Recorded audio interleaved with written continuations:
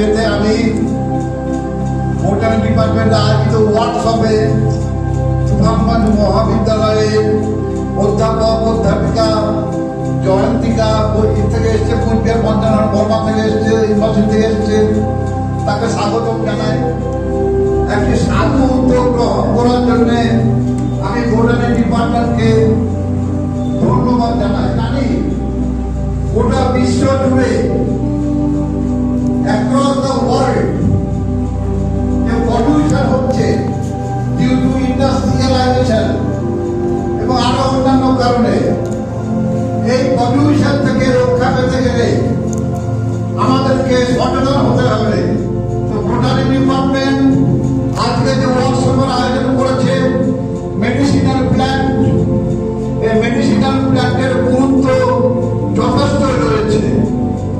আমি চাইব তারা বৃক্ষরোপণ করুন এবং আমাদের পরিবেশে যে ইকোসিস্টেম, যে ইকো ব্যালেন্স, সেই ইকো ব্যালেন্সটা রক্ষিত হোক।